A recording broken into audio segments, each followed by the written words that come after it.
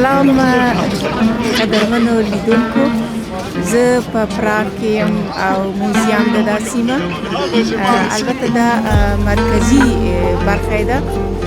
دلته راغلو د 2024 کال وروستۍ شیبې دي او تقریبا څو دقیقې پاتې دي چې نوی کال به را داخلیږي. زم راغلم دلته تر څو د خلکو سره په دې خوښۍ کې زه ګډون وکړم. امنیت نیول شوی چارپیره لکه پولیسان ولاړ دي او خلک په امن کې دي. نو ټول انتظار کوي د دې لپاره چې فایرورک به شروع کیږي او خلک به لکه خوند به اخلي. ژوند دی، دا نه ژوند دی چې نوی کال دی د خوشحالۍ کال وګرځي.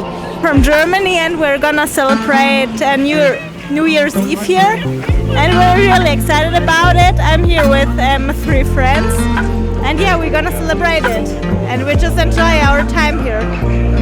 Yeah, no worries. Happy New Year. Thank you. Can you send me your link of the YouTube video? Yeah. Great. Thank you.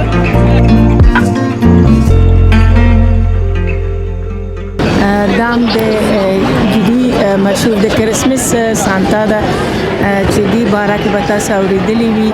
دا ماشومانو ته د کرسمس په شپه باندې په کورونو کې چې کومې ونې هغه ته تحفې ږدي، سوغاتونه ږدي.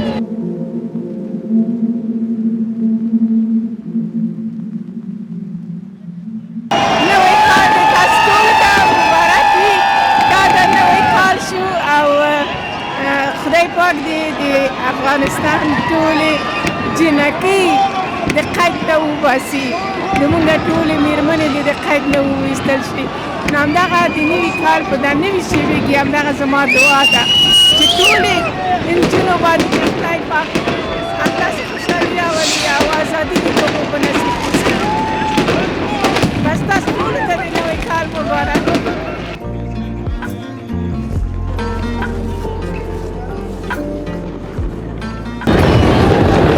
دلته تیار چپسونه ایښي دي، نو لپاره نشته دی.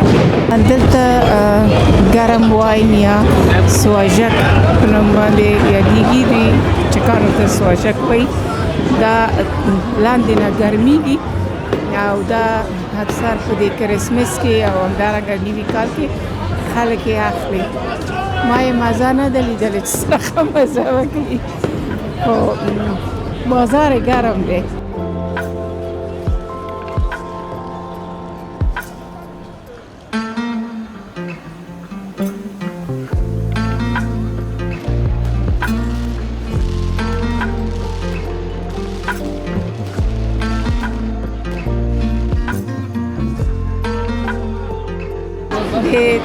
تقریبا 12 بجې د شپې دي او هماغسې پټاقۍ هغه کېږي. فکر کوم تر ناوخته پورې به وي، دا نو لګیا وي، خلک ګرځي. اکثر همدلته لکه نږدې په دې کارونو کې پاتې کېږي، د کار د مرکزي سیمه کې خلک. نو زه به ځکه لاړه شم، دا به تر سهاره پورې وي. ما ته هم خوب راځي. بیا هم تاسو ټولو ته د نوی کال مبارک وي، ښه کال ولرئ. بس تقدیرونه دې د ټولو انسانانو د خوښیو څخه ډک اوسي. خوشحاله اوسئ.